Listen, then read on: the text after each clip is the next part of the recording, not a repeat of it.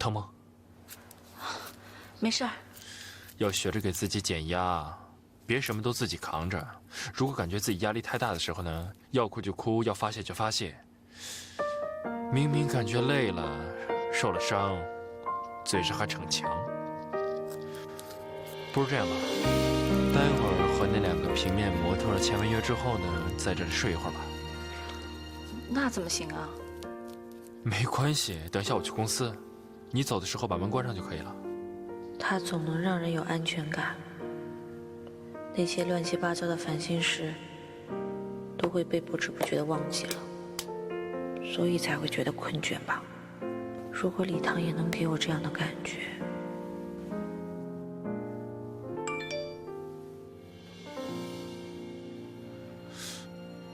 好久不见，发错了吧？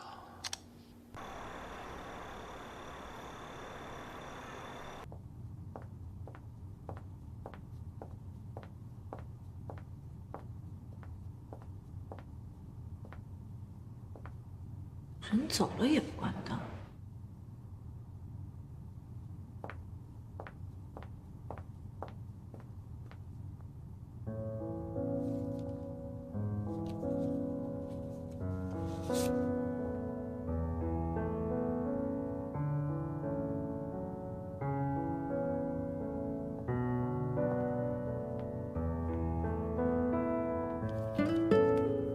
你没事坐在位子上干什么？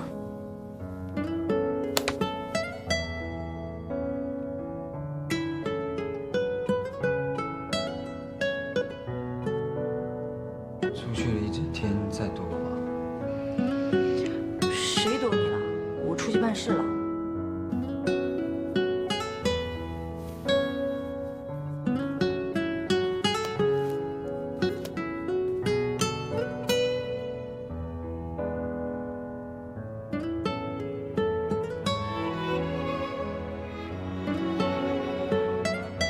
因为以后不会再这样了，所以你不用再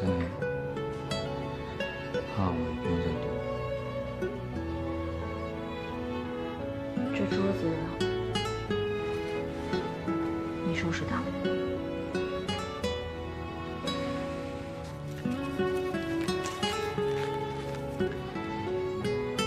没事，早点休息，晚上就不要再加班。礼堂，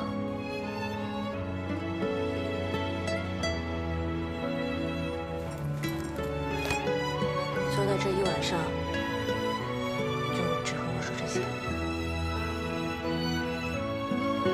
你是为了帮你整理桌子，还有你早点记得用好话。还有呢？没了。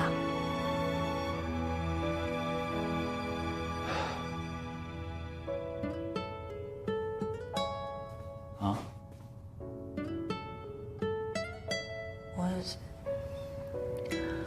我想问你，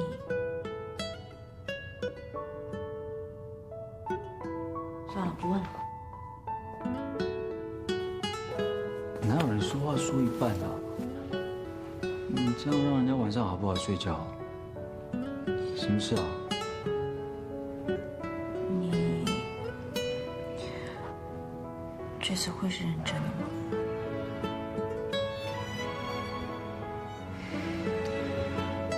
我这一次会是认真的。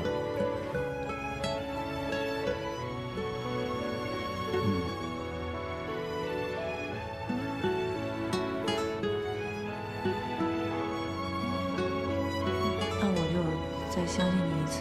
如果意思我知道，不用再说下去了，我会努力的。礼堂。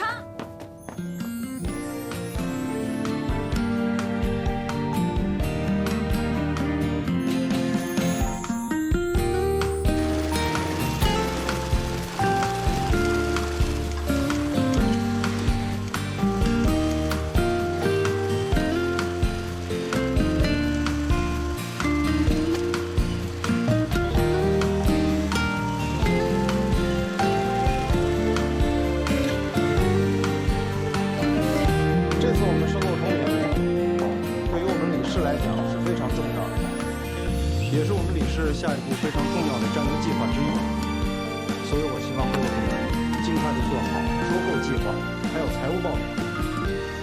这次项目的主要负责人，当然是我们的李总。大家有什么问题可以先汇总到我这里。预祝我们这次收购通灵成功。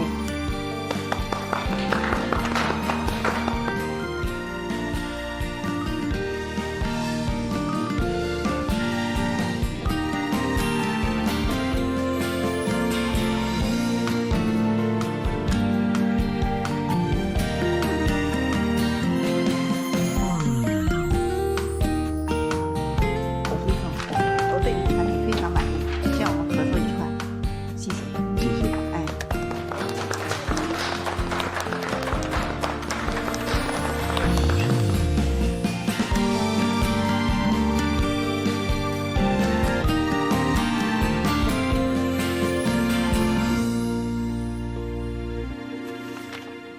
嘿呦喂，李唐还真是有一套啊！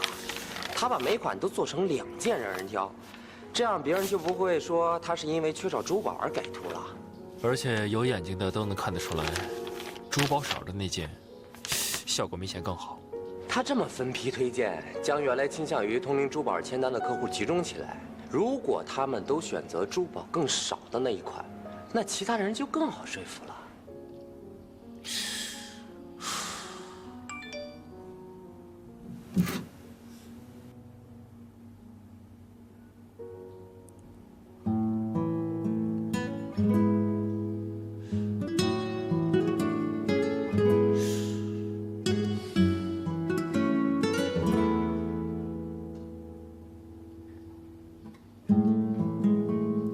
干嘛？我这叫你半天你也不回。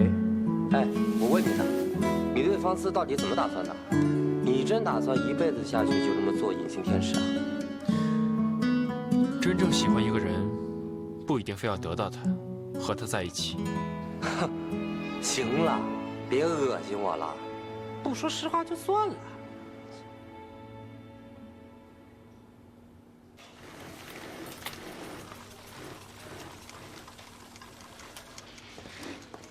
方思，来看看，这怎么样？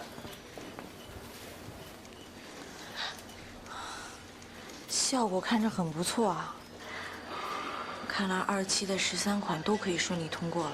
哎呀，太好了！我真担心啊，做出来之后你不满意呢。哎，你看这段时间你忙的，这脸都肿，你多休息会儿啊。嗯。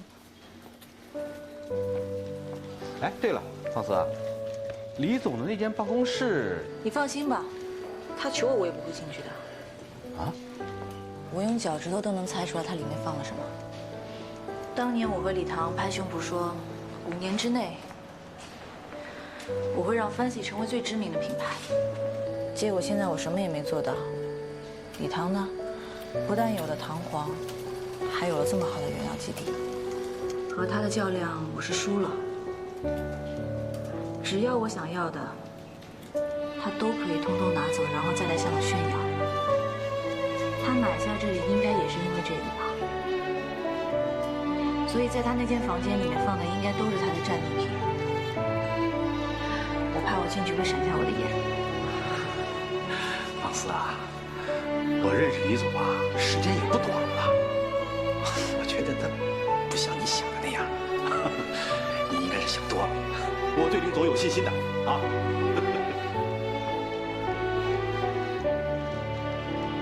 我不建议你向我炫耀事业上的成就，只是我害怕你连感情也拿来炫耀。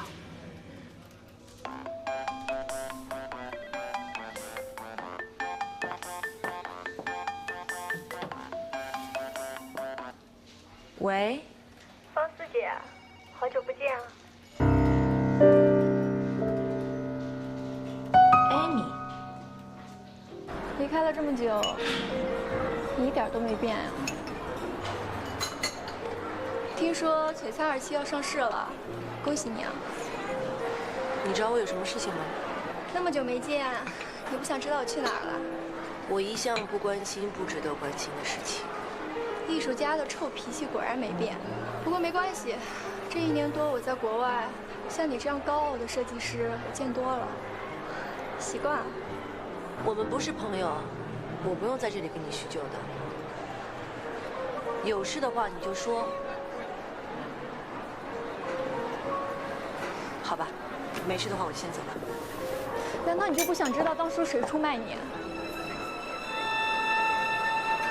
也许我可以给你提供一些你想知道的。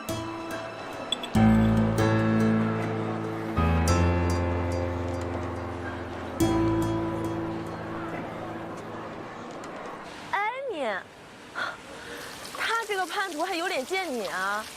而且他还主动跟我提起了当初图纸被窃的事情，还问我知不知道是谁做的。当然知道呀，不就是他自己吗？但是听他那个语气，好像又没那么简单。那他有说是谁吗？没有，只是说是一个很亲近的人。你不会是在怀疑我吧？那次真的不是我，你别听他胡说八道。我知道，那个时候你还没被污染呢。反正你相信我就好了。算了，往事不要再提，我们现在要往前看。拜拜。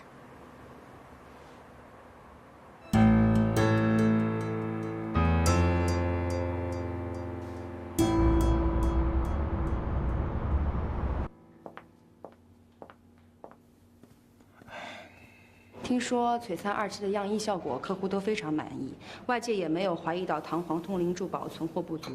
乔瑞斯那边尹浩然依旧持续协助璀璨上市，我们还要不要再继续施压？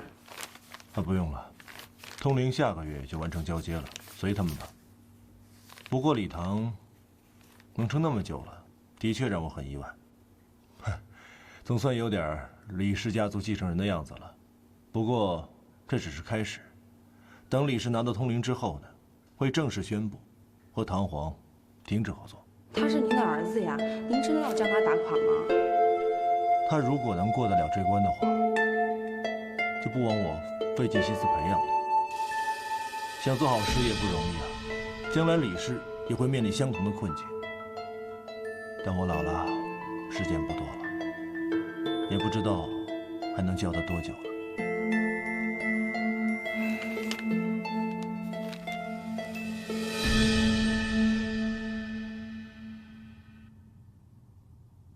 目前呢，从海外市场能抽调回来的资金就这么多了，应付公司的正常周转应该没什么问题。而且一会儿我还约了银行的人谈贷款。喂，跟你说业务呢，你又不听，盯这个李氏的财经简报有什么好看的？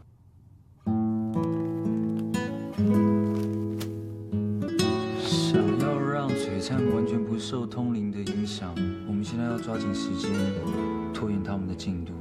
只要收购还没完成，他们就不会发布任何有关于通灵业务的消息。话是说的没错呀，可是你盯着这个看，能看出什么来吗？外行的看热闹，内行的看门道。就算发布消息了，还是可以整合，所以一定看得出蹊跷。我没看出来，你看出什么蹊跷了？这是我的事，你赶快去搞定银行业务。好啊，不过你得答应我一件事儿。喂，大哥，拜托你这次别再3分钟热度了，行不行？你哥哥我不止3分钟。OK。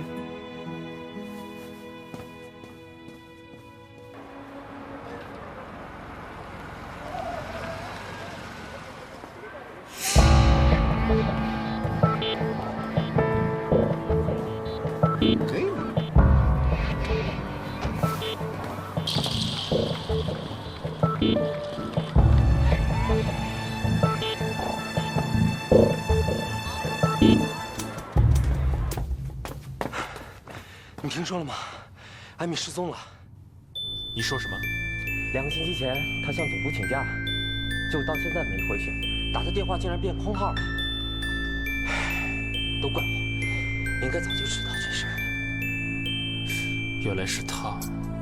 什么意思？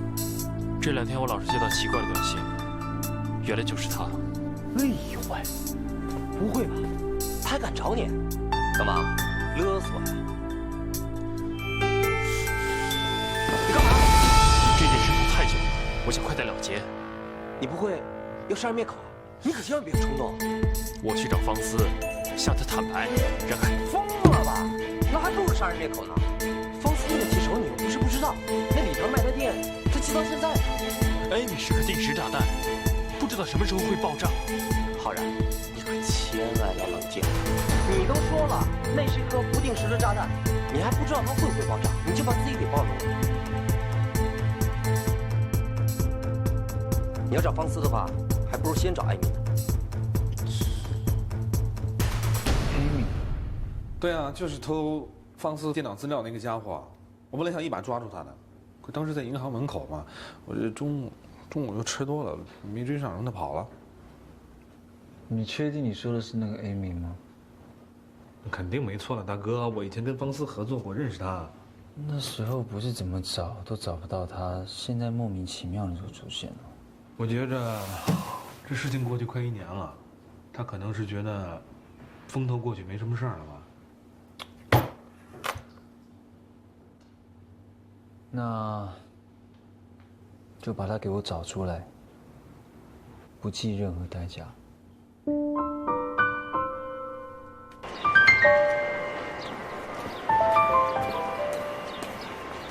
现在才来，我还以为第一条短信你就该想到了。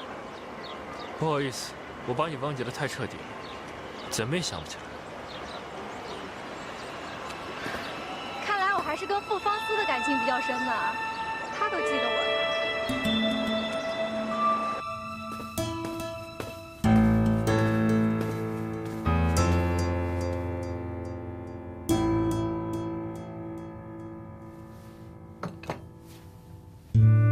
为什么要回来？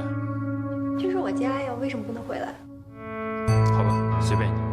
我想问你，这次回来你要多少？什么意思啊？听不懂哎。我最后问你一次，到底要多少 Fancy 的全部。不可能。怎么不可能呀？你可以把 Fancy 这个品牌卖给我，或者你把傅方思解雇了，断了他的资金。实在不行的话，咱们可以故技重施一次呀。Fancy 现在是属于堂皇的，不是我说卖就卖的。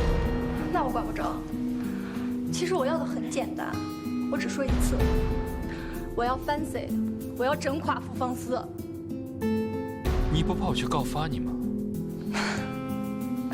如果我没有记错的话，在你把我赶出国之前，我好像也跟你说过同样的话吧？你当时怎么回我的来着？一，没有证据；二，如果你想要自黑的话，我也不反对。到时候在这行混不下去也就算了，那方思呢？方思可能一辈子也不会原谅你。你们俩的绯闻我已经知道了，你真要冒这个险？你在国外过得好好的，为什么要回来？回来就是因为要整垮方思吗？我本来就没有其他的目的，在国外过得好好的。你觉得你把我一个人支使到一个人生地不熟的地方给外国人做助理，我会好好的？尹浩然，我早跟你说过你会后悔的。不过现在补救也来得及，我给你3天时间。到时候如果你还给不了我想要的，你就别怪我告诉方思，真正的叛徒其实是你。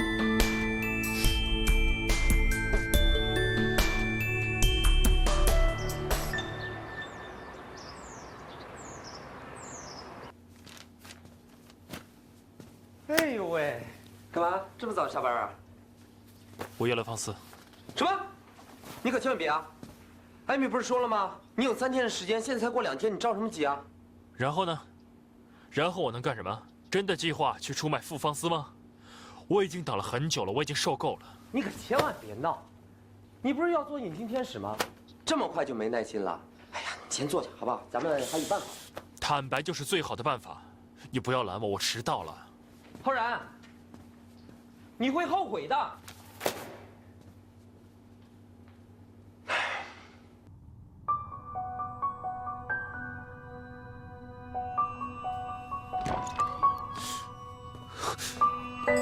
方思，等了你2天，一点消息也没有，我只好自自己先来找方思了。方思，事情不是他讲的那个样子。林总这话说的，好像我跟你有什么似的。你闭嘴！我可没有乱说呀，确实是经过你的同意，我才把图纸给偷出来的。方思，你听我解释，事情的经过不是他讲的那个样子。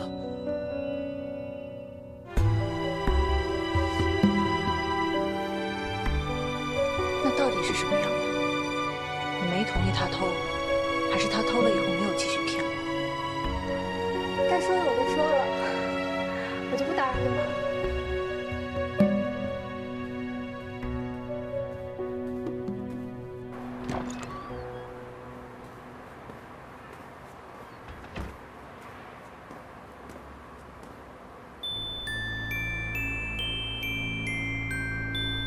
哎，是我，事情都办好了。这次傅方思他想要缓过来，估计是很难了。啊，我知道，没有这么轻易就能拿下方思。嗯，好，我知道了。嗯。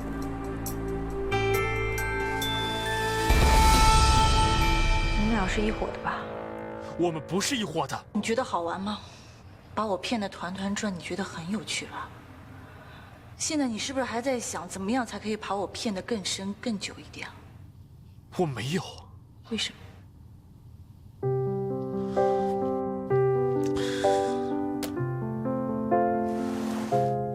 这是你以前工作室的资料，没错，我是同意让艾米把图纸偷出来，但这些资料我没有交给公司，也没有还给你。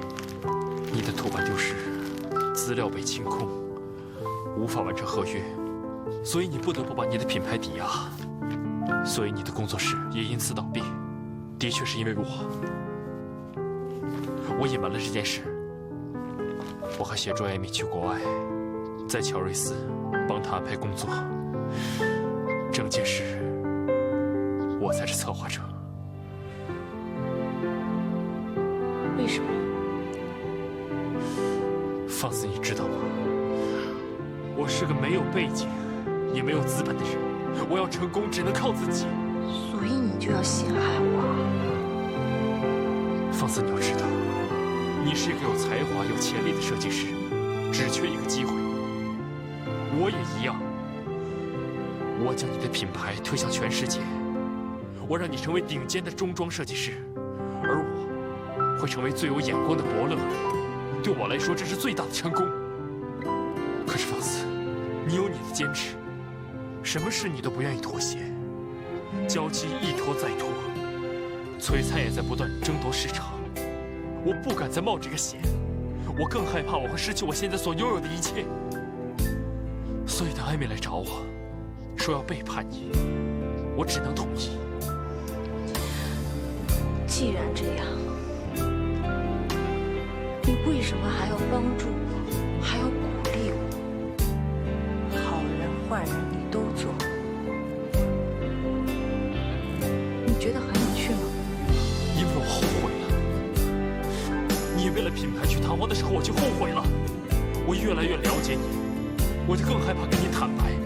我只想默默的赎罪，你知道为什么？因为我害怕会失去你这个朋友。朋友？你就这么对待你的朋友？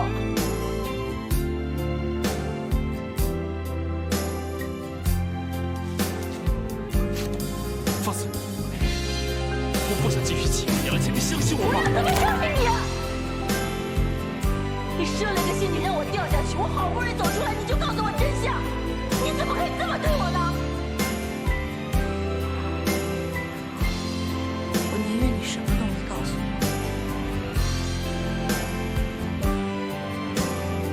你要隐瞒的话，就隐瞒一辈子好了。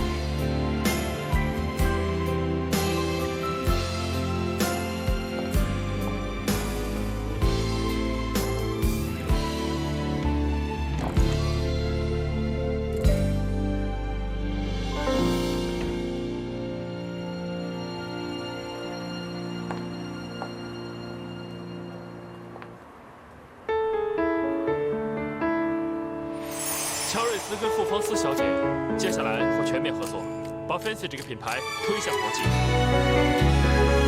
天我会去找严总。如果把明晚传播给大了，我就会结束工作室，跟着明晚一块儿过去。Take 5，我现在给你5分钟时间整理一下自己的情绪，5分钟之后你要重新开始。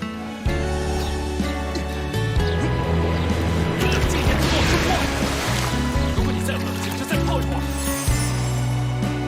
对不起，是我害你的工作室倒闭。对不起，是我卖掉你把你的人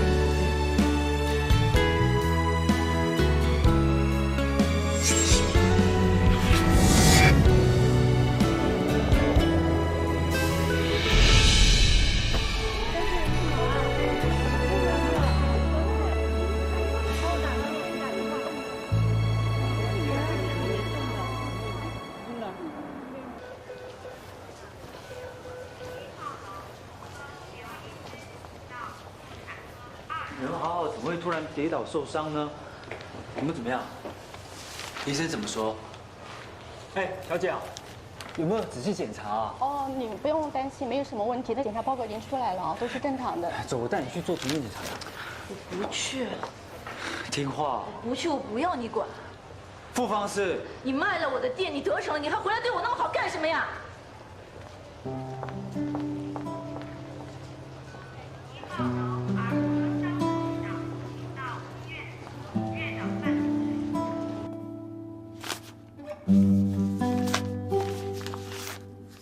我也是醉了，我当初那样劝你了，你都听不进去，你还真去找他了。现在好了吧？傻了吧？李唐当初卖他的店，他能恨他6、7年，你现在这样对他，他不得恨你6、7辈子？行了，别喝了，酒是无辜的。酒是无辜的，但你不是。要不是你的话，我早就跟芳思说了，还能轮到艾米吗？怪我喽。那个艾米根本就是来搅局的，你真以为他能给你3天时间啊？他不是6年前的傅芳思，他会想通。嘿，怎么想通？哦，我知道了，浩然是因为爱我，所以才会害我的。我懂了，我以后会报答浩然的。浩然呐，你醒醒嘛！这我不管，至少现在我们可以重新开始。哼。那也得他重新愿意原谅你才行。浩然，信任就像一张纸，皱了，抚平它也不会再像以前一样了。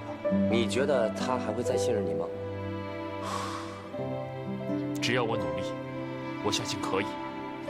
人生最大的悲哀就是骗自己和爱上一个不该的。你呢，2样都占了，赢了。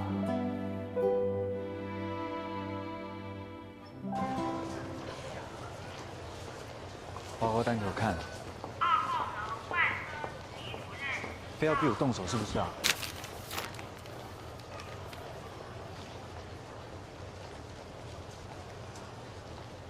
还好只是贫血。没错，我死不了，你可以放心了吧？哎，过来。他去哪里呀？过来啊！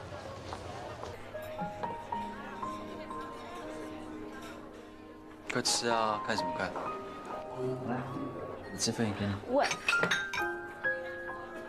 这么多我怎么吃啊？你别得寸进尺啊！我忍你很久了。你忍我很久了，应该有6年了，对吧？算了，不提醒，搞不好你以后要忍我一辈子。你卖了我的店，你得逞了，你还回来对我那么好干什么呀？你别自作多情了，你要耍流氓跟别人耍去，少烦我。好，那我问你一件事，今天工厂里面到底发生什么事情？不能让他知道艾米和浩然的事，否则不关你的事，是我心情不好。你在装啊？我装什么啦？怎么着？我的事情必须和你有关啊！我和你的心情难不成还绑定了？没有啊，是我的心情跟你绑定。你怎么突然又提卖店的事情？我有说错吗？你花钱买我的品牌，不就是想补偿我吗？补偿你当年卖我的店。当年最多也就是没有提前跟你说一声。好，对，没错，是我高估了我在你心里面的位置。可是我怎么也没有想到你会就这样放弃我，跟放弃我们之间4年的感情啊！可是你明明知道那家店是我爸给我的，你明明知道。算了，不说了。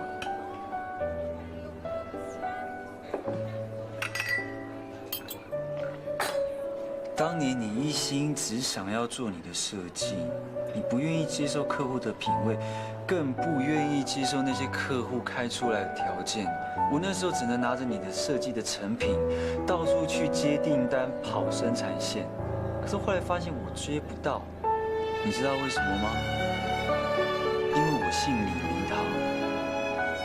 我爸那时候对外放话说不希望他的儿子浪费时间在做这种小生意上。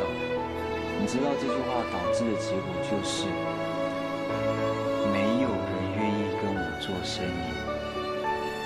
你知道我有多不希望我是我爸的儿子吗？可是你都没有告诉我，如果我知道的话，当时你知道的话又怎么样？那时候你已经在医院跟店两头在跑。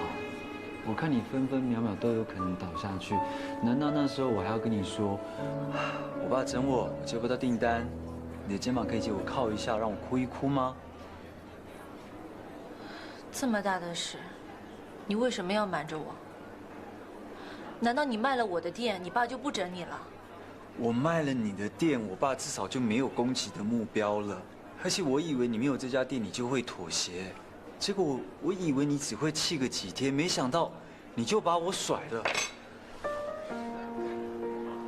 我们之间4年的感情，你说不要就不要，小姐，你有给我解释过的机会吗？你知道吗？就在你卖掉店没过多久，我爸就过世了。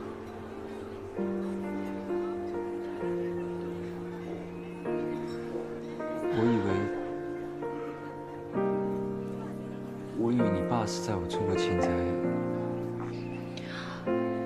我恨的不是你卖掉我的店，是你没有跟我说一声就自作主张。我觉得自己把所有的信任都交给了一个根本不值得信任的人。我爸还在临终前让我别生你的气，让我原谅你。但是我当时做不到。他把一间好好的裁缝店交给了我，不到1年就垮了。我觉得我对不起他，更不知道应该怎么面对。不过现在我才知道，原来你也承受着巨大的压力。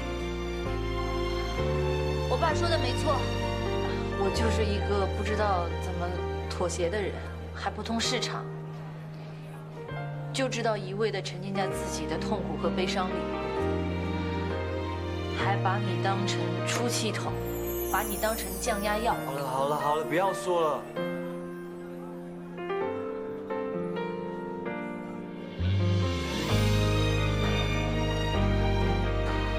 没想到今天居然心平气和地聊过去的事那么久，还没有打起来。都嘛是你实现任务。还不都是我任你让？别往自己脸上贴金了好吗？今天以前我真的觉得我什么错都没有，但是我真的是大错特错了。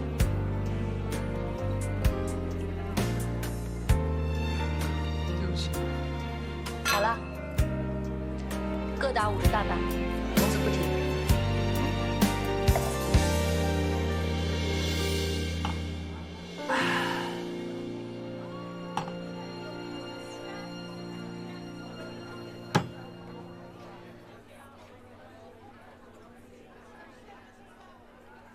干嘛？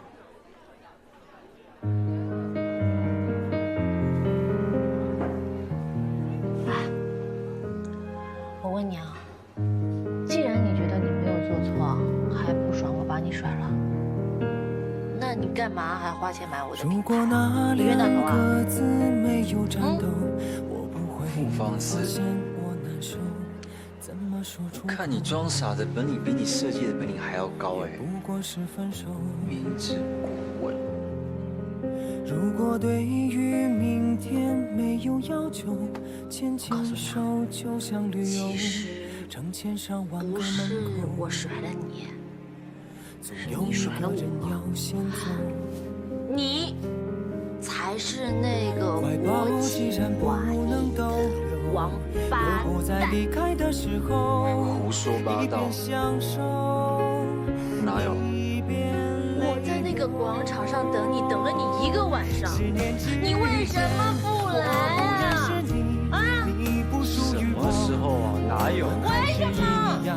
陪在一个陌生人左右，走过渐渐熟悉的街头。10年之后，我们是朋友，还可以问候，只是那种温柔，再也找不到拥抱的理由。情人最后难免沦为朋友。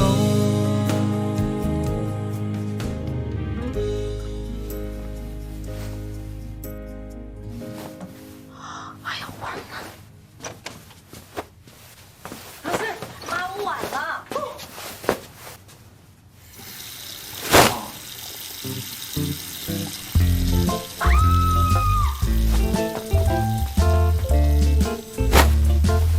你们俩慢慢吃，我去加点豆浆啊。为什么我每次看见你，都有种做噩梦的感觉？应该是日有所思，夜有所梦吧。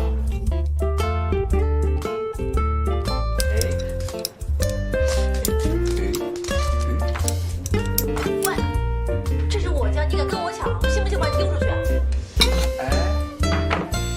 懂得感恩啊！昨天要不是我救了你，现在早就大马路上了。是你故意灌醉我的，我还没说你耍流氓呢。谁耍流氓啊？是你硬要倒在我怀里，拔都拔不掉。你洗脑不锁门，论病案时候都可以判刑了，你知道吗？你把我骗来你家偷看我洗澡，你要判刑？你们俩在干什么啊？我在厨房里就听到你们一句我一句吵个没停。谢谢伯母。嘿，脾气。妈，我吃饱了。你呀是该吃饱了，知不知道我昨天被你背得很重视的，想胖。我有你胖了，撑死你。老师，小栗子，你这张嘴，你就不能够。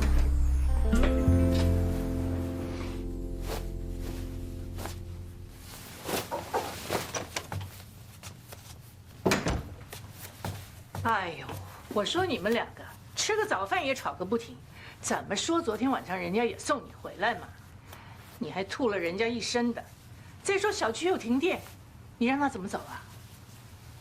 你看看你一个女孩子家，喝得跟烂泥似的。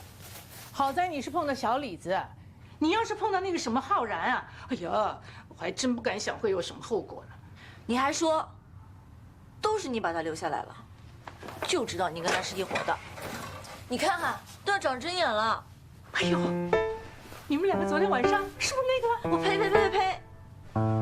你看他那种人，就是一个长不大的小孩。你放心把我交给那种人啊？我当然放心。你看看你自己老气横秋的样子，配上这个小李子啊，正好互补。什么叫老气横秋的呀？我还是不是你女儿了？是啊，你现在胳膊肘越拐越厉害了啊，小心拐脱臼了。哎呦，你看你怎么跟你妈说话的，没大没小。说得真对。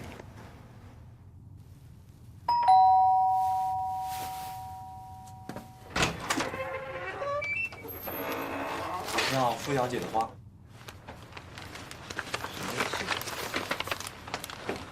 谢谢啊。送她花。哎呦，好漂亮的黄玫瑰呀！该不会是老王送的吧？好香啊！这个是谁呀？送你的。送的啊？